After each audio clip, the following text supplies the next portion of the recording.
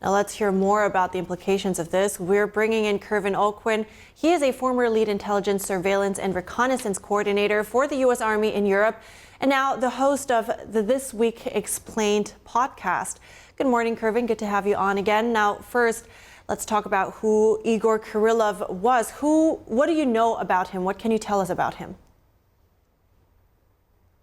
Well, thank you so much for having me on. It's always a pleasure to speak with you. So General Kirillov he was basically Putin's nuclear guy, his chemical and biological warfare general.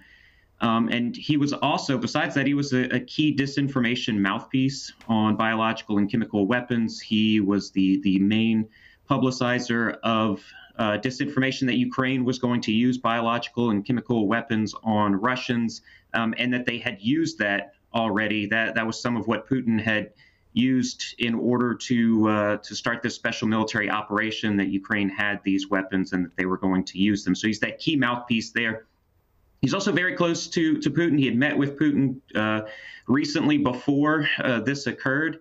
So look, his death here is going to change. It's going to shake some things up for Russia. It brings once again the war to the Russian people. They're feeling the effects of this in Moscow now, but he's going to be replaced, and he's going to be replaced by someone who agrees with Putin and who is going to continue to be that mouthpiece against the state of Ukraine.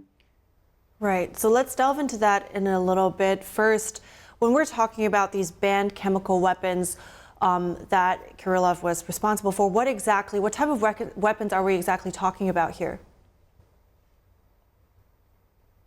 Yeah, well, he's known to use a specific chemical weapon that is sent into the trenches in Ukraine to get Ukrainians out of the trenches, so that then they are killed by Russian drones.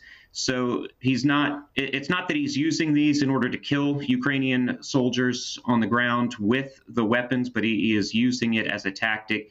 What these biological and chemical weapons do is it sort of makes it very uneasy. Your skin is kind of itchy and it's peeling, and you need to get out and get to safety somewhere where these chemicals aren't at, and then that allows Russians to use their drones or to use various missiles in order to kill those entrenched Ukrainians. That's what we're seeing. Those are the kind of weapons that we're seeing him use during this war.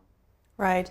And so prior to this, we have seen Ukraine hitting some key facilities like the oil depot or special forces barracks in Chechnya. So what do you think Ukraine's strategy is here, and how does it fit into the overall strategy targeting Kirillov specifically?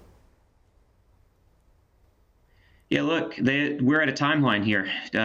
President-elect Donald J. Trump takes office January 20th. He'll take the oath of office. He has said in one day he wants this war over. Realistically, he wants it over in a few months. So there's a timeline here. And so what Ukraine is doing is the same that Russia was doing when they were sending munitions to Kyiv and Lviv and hitting critical infrastructure. They're trying to take the war to the people so that the people rise up and they ask for an end to this war that's maybe more conducive to Ukraine right now, because Ukraine getting to the negotiating table, once Zelensky sits at the negotiating table, if everything stays the same as they are today, Ukraine's losing, and they are going to have to relinquish the land that Russia annexed recently.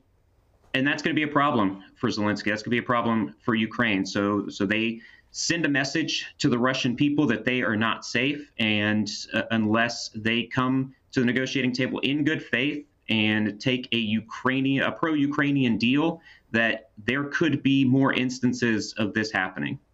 So that was interesting when you said, it's also about taking the war to the people, making them feel it more and make them rise up. So do you think this message resonated with the Kremlin? I'm not sure if it's resonating now with the Kremlin, with the top generals, but listening to the people of Moscow on various sites and through Telegram channels, they are very upset that this happened. That they are understanding that this is a war. There are some, mill bloggers on Telegram who continue to call this a special military operation, and now they are calling for Putin do a full-scale war in Ukraine. And really that plays into Putin's hand because from my analysis, that's what he's wanted all along. Now, also, Kirillov was killed in the streets of Moscow. What do you think that says about the Kremlin and their security or intelligence that a key figure like this was so exposed? And then on top of that, a military engineer was also assassinated prior to this. Yeah, and that's the focus. Ukraine's sending a message that no one is safe. Like I said, he met with Putin recently. That's going to make Putin think really hard about his security measures for himself as well as other top generals. So yeah, the message is clear that no one is safe. You're not even safe in Moscow, and it's not just because of U.S. provided weapons or Western-backed weapons. This was done very much like a terrorist attack. This is an improvised explosive device. And so without the use of Western weapons, Ukraine is still taking the fight into deep parts of Russia. Got it. Thank you so much, Kervin Aucoin, for your insights on this. Like always, I appreciate it. Thank you guys so much for having me. Stay safe out there.